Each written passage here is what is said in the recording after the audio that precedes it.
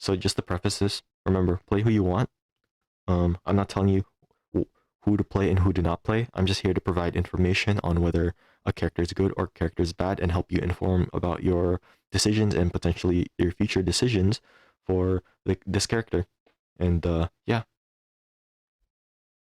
you know, I said I would write a script for Yoimiya, but I just remembered that if I did write a script, I think a lot of people literally wouldn't even listen. Hey, last time I wrote a script was for my Noel video.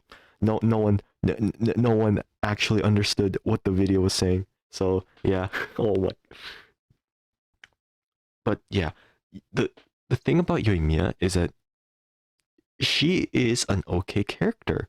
But the problem with Yoimiya is that she has a ton of issues compounded on her that makes her an awful character. Damage isn't the problem, but well, it is, but it isn't. But yeah, a lot of problems. So starting off with Yoimiya. Oh yeah, I'm not gonna mention her skills and abilities because she's been out for like what, a year. I'm pretty sure you can guess what her skill is. You press E, yeah, you press Q, or no, sorry, you press Q, you press E, and then you left click. That's literally it. So yeah, with Yoimiya, her only source of damage output is her normal attacks. You press E, you normal attack, and that's the way she does her damage. Not very far from, say, Hu Tao, but one issue is that she's only pure single target. Yoimiya has no options of hitting other enemies. Now, you're probably thinking, well, if Yoimiya's single target damage is enough, AoE doesn't matter. Well, Here's the thing. With single target attacks, the damage requirement when multiple enemies are present increases like linearly. Like for example, if there's one enemy, but you add another enemy, if you've only got pure single target damage, the damage you need doubles. If you add a third enemy, it triples. If you add a fourth enemy, it quadruples, and so on and so on and so on. And it also increases the time. If it takes you, say, 15 seconds to defeat that one enemy, it'll take you 30 seconds to defeat two enemies, 45 to defeat three. Yeah. And the thing with Yoimiya is that she can only be used in pure single target scenarios. You cannot bring her into AoE scenarios. Well, you could slap on Fischl, you could slap on Beto, but the problem is that why would you use Yoimiya as a driver? Now, Yoimiya as a driver is very, very unremarkable. If you compare her to someone like Sucrose driver, Sucrose would do infinitely better if you had, like, say, Beto, Xingqiu, and Fischl. Now, granted, Sucrose Taser would suffer in single target damage, which is the opposite of Yoimiya's issues, but the thing is, Sucrose Taser is very competent in AoE.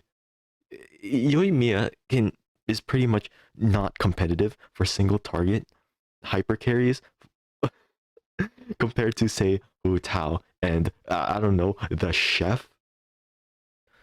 Okay, mentioning both, with Hu Tao, they're both very similar, as I mentioned before. Both are single target oriented. They use the same supports. Oh, Bennett, Xingqiu, whatever. And they press E to infuse themselves with Pyro to deal damage with their normal attacks. But the main difference is that Hu Tao is very close range and spams charge attack, which drains stamina and stuff, and makes her very vulnerable to pretty much getting hit. Now, the thing is, Hu Tao is naturally tanky. Well, not naturally tanky.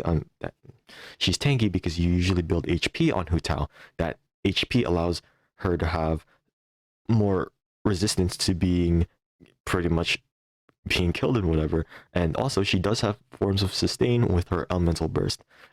But it is the thing is that Hu Tao does prefer to be in low HP, so it's kind of half and half. Now, the thing is that Hu Tao has a lot more control. Now, how does she have a lot more control? When you're charge attacking, actually, no. With Yoimiya, when you're left clicking, you just stand there and you cannot move. You cannot move unless you want to interrupt your normal attacks. But especially how strong her her last few hits on her normals are, you want those last few hits to go through. But because if you interrupt it, well, Lamau, damage loss. Hu Tao, when you charge attack with Hu Tao, you can cancel out of it. You can sprint cancel out of it, you can jump cancel out of it, and that gives you a lot more control. Okay, I'll go more about with like control of Yoimiya, but okay. With Shangling is more AoE oriented. Again, both use the same supports, bruh. But now you're probably saying, oh, but Shangling is 80 cost burst, you know, so you can't have her up all the time. Well, I mean, yes, you can.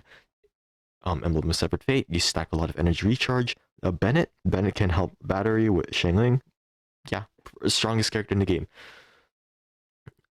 One of the strong things about Shangling is that her off-field presence is probably greater than what's her name? Yoimiya. Than Yoimiya's on-field presence.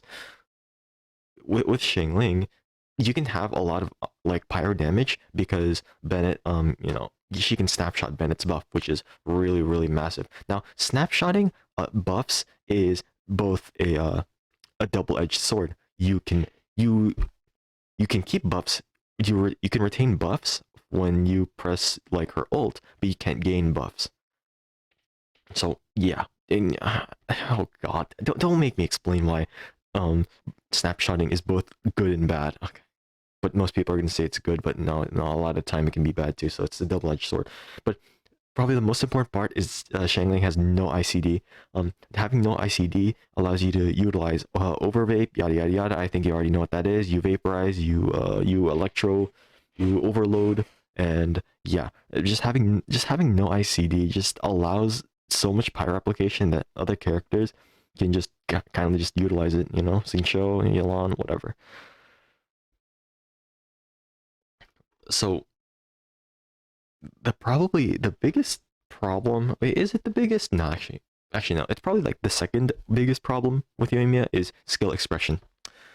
So with Hu Tao, you can normal attack, and you can normal attack one, charge attack, jump cancel out of it. What can you do with Yoimiya? You cannot optimize left click. Okay, you can't press left click harder, nor can you press left click faster. You can't optimize that. Like, what's the difference between a good Yoimiya player and a bad Yoimiya player, assuming they don't have to dodge, they just have to deal damage? Absolutely fucking nothing. You press E, you left click. Maybe it differs based on the rotations they take, but you don't, that's very, very different. Like, you can't optimize Yoimiya's like DPS playstyle because, again, you're just pressing left click, and not to mention the variability of her normal attacks. Now, yeah, I'm sure you've seen those clips online where Yoimiya can literally miss her normal attacks, where something's moving horizontally, and then Yoimiya just misses, and it's so dumb, it's so bad, and yeah, like, oh,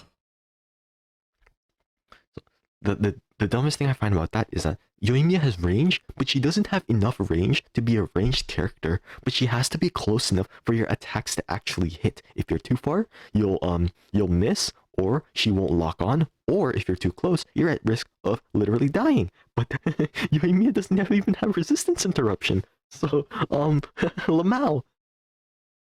Not to mention that her normal attacks can literally be blocked by anything. Geo structures, structures in general, water.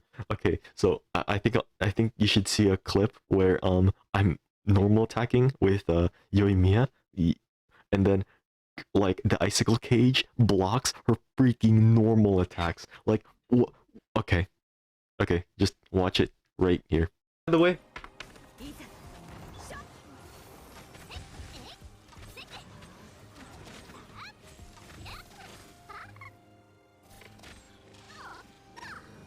Oh my god, bro, Yoimiya? Oh, Yoimiya actually just got blocked by the... Think she'll get it? Now that you've seen that god-awful clip, let's ask ourselves, what does Yoimiya bring to the table as a damage dealer? Yeah, nothing. So Hu Tao, Hu Tao is way more reliable of an on-field pyro damage dealer, just because she has, resistance interruption and sustain. That way she can have a better on-field presence and she can stick, and like maybe tank a few hits or two. Yoimiya can't exactly do that because, well, Yoimiya has no resistance to interruption. Her range advantage is nullified because having too much range means she misses mobile enemies she can't hit, and being too close to enemies makes her very vulnerable to being hit because no resistance interruption, and being a bow user means most of the time she will die from one big hit and Lamau reset Abyss.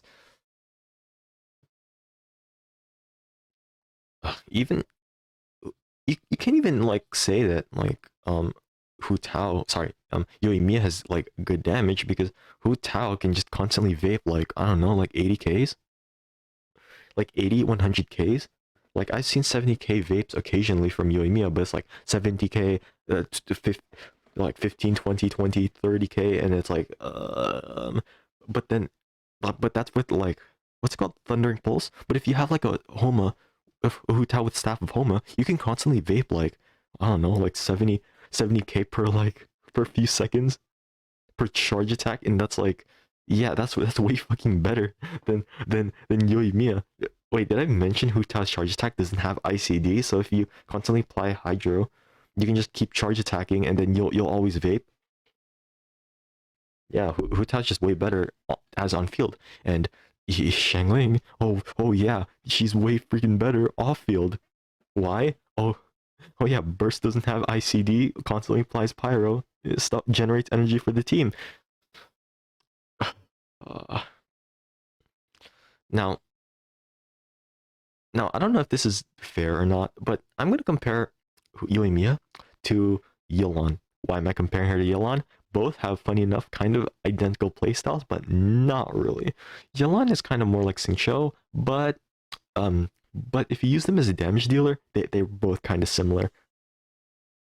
Yelan uses her elemental burst and the normal attacks to use her elemental burst, stuff like that, yada yada yada. But Yelan is very, very flexible, right?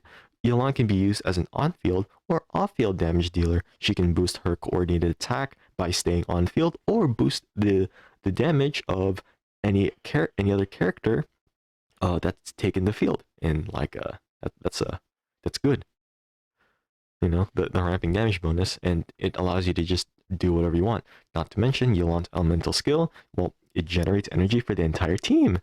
If you have C1, she generates even more energy for the team. And that's like, uh, and that's actually good.